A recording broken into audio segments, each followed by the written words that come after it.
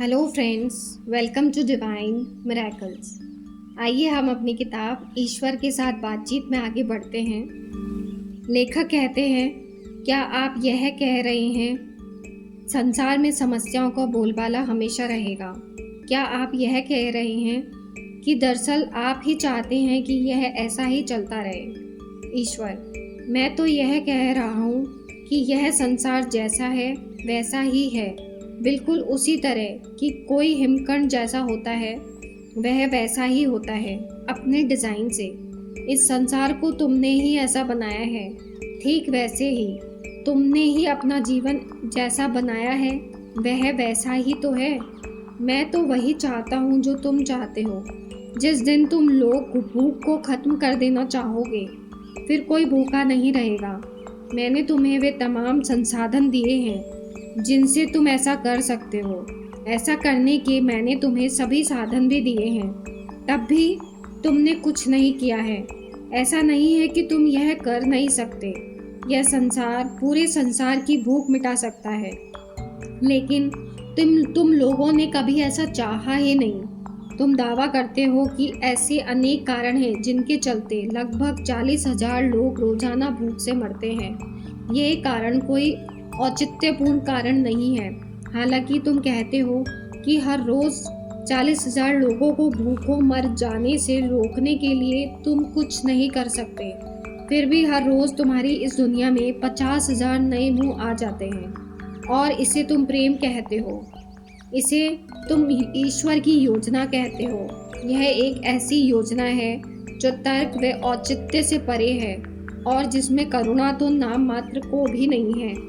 मैं तुम्हें कठोर शब्दों में यह बता रहा हूँ कि जिस रूप में यह दुनिया मौजूद है उस रूप में यह इसलिए मौजूद है क्योंकि तुम लोगों ने ही उसे ऐसा होना चुना है। जानते बूझते तुम ही अपने पर्यावरण को बर्बाद करते जा रहे हो और फिर होने वाली तथाकथित प्राकृतिक आपदाओं को तुम ईश्वर की क्रूर प्रताड़ना या प्रकृति का कोप कह देते हो। प्रताड़ना तो तुम खुद को दे रहे हो और इस बारे में यह तुम्हारा ही तौर तरीका है जो कि क्रूर है। प्रकृति से अधिक सौम्य कुछ नहीं, कुछ भी नहीं। और यह प्रकृति के प्रति सबसे अधिक कोई क्रूर है तो वह मनुष्य ही है और कोई नहीं। लेकिन फिर भी इसमें अपना हाथ होने की बात को तुम दरकिनार कर देते हो। हर जिम्मेदारी से तुम पल्ला झाड़ लेते हो। तुम कहते हो कि ये तुम्हारी गलती नहीं है और तुम यह ठीक ही कहते हो क्योंकि यह गलती की बात ही नहीं है, बल्कि यह तो चयन करने का मामला है।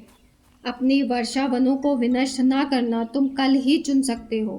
अपने ग्रह के रक्षा कवच के रूप में ओजोन परत के श्रेय होने को रोकना तुम कल ही चुन सकते हो। अपनी धरती के कुशल पारिस्थितिक तंत्र के निरंतर चल रहे अंधाधुंध कटान को रोकना तुम कल ही चुन सकते हो। हिमकंड का फिर से होना या उसके बेतहाशा पिघलने को रोकना तुम कल ही चुन सकते हो। लेकिन क्या तुम ऐसा करोगे? इसी तरह से सारे युद्धों को समाप्त कर देना तुम कल ही चुन सकते हो, एकदम सरलता से। इसके लिए जो करना है वह है केवल तुम सबका सहमत हो जाना।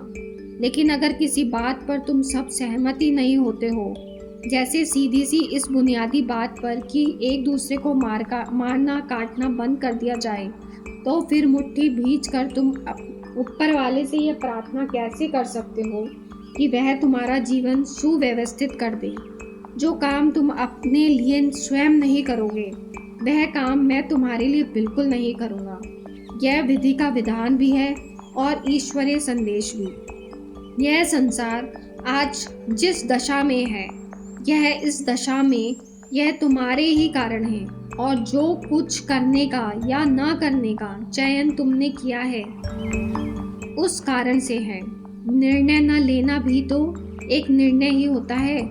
यह धरती आज जिस हाल में है उस हाल में यह तुम्हारे ही कारण है और उन चयन के कारण है जो तुमने किए हैं या नहीं किए हैं। तुम्हारा अपना जीवन जैसा है वह ऐसा तुम्हारे ही कारण है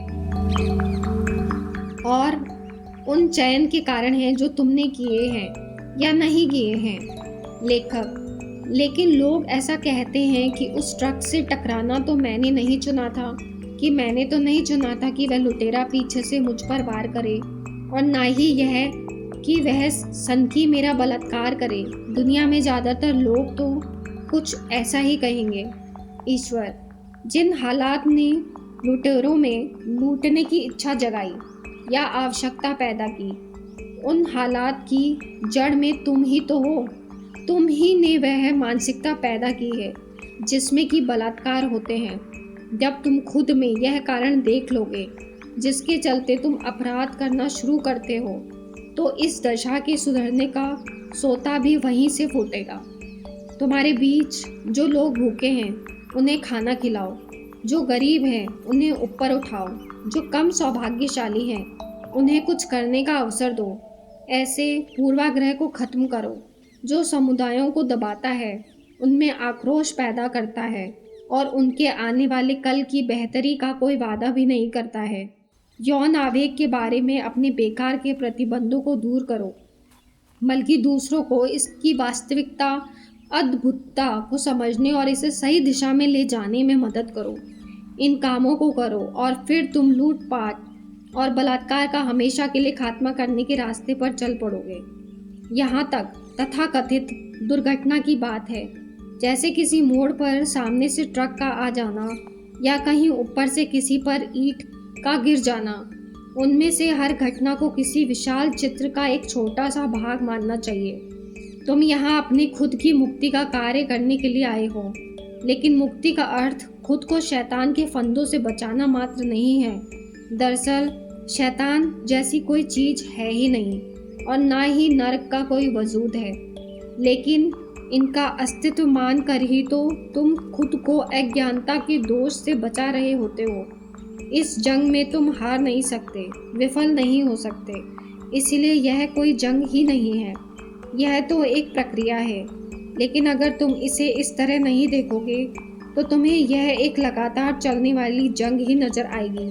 लंबे अरसे से तक इस जंग में रहते रहते हो सकता है कि तुम यह भी मानने लगे कि इस जंग के इर्द गिर्द एक धर्म ही खड़ा हो गया है। वह धर्म तुम्हें यह पाठ पढ़ाएगा कि यह जंग ही सब कुछ है, लेकिन यह पाठ एक मिथ्या पाठ है। जंग करने से ईश्वरी प्रक्रिया आगे नहीं बढ़ती, बल्कि इसमें तो समर्पण से ही विजय प्राप्त होती है। दुर्घटनाएं इसलिए होती है क्योंकि उन्हें होना होता है। जीवन प्रक्रिया के कुछ घटक किसी खास समय पर, किसी खास तरह से और किसी खास परिणाम को लेकर एक साथ आ चुकते हैं, और उस परिणाम को तुम अपने ही खास कारणों से दुर्भाग्य कहना चुन लिया करते हो। लेकिन तुम्हारी आत्मा को दिए गए एजेंडे के अनुसार वह दुर्भाग्य बिल्कुल भी नहीं होता। मैं तुम्हें बता दूं कि यहाँ कुछ भी संयोग्यवश नहीं होता है, और ऐसा भी कुछ भी नहीं होता जिससे इत्तेफाक कहा जाए। हर घटना और हर साहसिक कार्य तुम्हारी आत्मा द्वारा तुम्हारे आत्म के लिए आमंत्रित किए जाते हैं, ताकि तुम यह अनुभव पा सको कि तुम वास्तव में कौन हो। सभी सच्चे प्रबुद्ध लोग यह बात जानते हैं, इसलिए जीवन के बुरे से बुरे अनुभव में भी आध्यात्मिक लोग अनुद्विग्ध ही रहा करते हैं, जैसे कि तुमने उन्हें परिभाषित भी किया है। तुम्हारे धर्म के महान शिक्षक यह बात करते हैं। वे जानते हैं कि सलीब पर चढ़ाए जाने की बात पर जीसस उद्ग्रीव नहीं हुए थे, बल्कि वे तो उसकी उपेक्षा कर रहे थे। वे बचकर कहीं निकल सकते थे, लेकिन उन्होंने ऐसा नहीं किया। उस प्रक्रिया को होने से वे किसी भी समय रोक सकते थे, उनमें वह शक्ति थी, फिर भी उन्होंने ऐसा कुछ नहीं किया। उन्होंने खुद को सलीब पर चढ़ाया जाने दिया ताकि वे मानवता के शाश्वत उद्धार के लिए खड़े हो रह सके। उन्होंने कहा कि देखो मैं क्या कर सकता हूँ, देखो कि सच क्या है, और जानो कि ये चीज़ें तथा इनके अलावा और भी बहुत कुछ तुम्हें भी करना है। क्योंकि क्या मैंने कहा नहीं कि तुम लोग देवता हो, लेकिन तुमने मेरा विश्वास नहीं किया। स्वयं पर विश्वास करो, और अगर नहीं कर सकते तो मुझ पर विश्वास करो। ऐसी थी जीसस की करुणा की। उन्होंने एक मार्ग की प्रार्थना की और उसे बनाया ताकि संसार पर प्रभाव पड़े कि स्वर्ग में सभी आ सकते हैं, आत्मज्ञान प्राप्त कर सकते हैं, अगर किसी और मार्ग से ना हो तो उनके माध्यम से हो। उन्होंने दुख को हराया और मौत को भी, और तुम भी ऐसा कर सकते हो। ईसा की महानतम शिक्षा यह नहीं थी कि तुम अमर रहोगे, बल्कि तुम तो अमर ही हो। यह नहीं थी कि तुम ईश्वर के साथ बंधुत्व रखोगे, बल्कि तुम तो ये रखते ही हो। यह भी नहीं थी कि जो कुछ भी मांगोगे वह तुम्हें मिलेगा, बल्कि वह तो तुम्हें मिलता ही है। आवश्यकता इस बात की है कि तुम इस बात को जानो, क्योंकि अपने जीवन के रचयिता तुम ही हो, और जीवन तुम्हारे समक्ष उस रूप के अलावा किसी और रूप में आएगा भी नहीं, जिस रूप में कि तुम सोचते हो कि वह आएगा। जीवन का होना तुम ही सोचते हो। सृजन का प्रथम चरण यही होता है। विचार परमपिता परमात्मा है। तुम्हारा विचार ही तुम्हारा वह जनक है जो सब चीज़ों को जन्मदाता है। लेखक, यह उन विधानों में से एक है जो हमें याद रखने हैं। ईश्वर, हाँ। लेखक, क्या आप मुझे कुछ और विधान भी बता सकते हैं? ईश्वर, और विधान मैं तुम्हें बता रखे हैं। वे सब मैंने तुम्हें पहले ही बताए हैं, और तब से बताए हैं जब से कि समय का आरंभ हुआ है। वे मैंने तुम्हें बार बार बताए हैं। एक के बाद एक गुरु मैंने तुम्हारे लिए भेजे हैं, लेकिन तुम मेरे भेजे हुए गुरुओं को सुनते ही नहीं हो, बल्कि उन्हें मार डालते हो। लेखक, लेकिन क्यों? हम लोगों में जो सबसे पुण्यात्मा होता है उसी को हम क्यों मार देते हैं?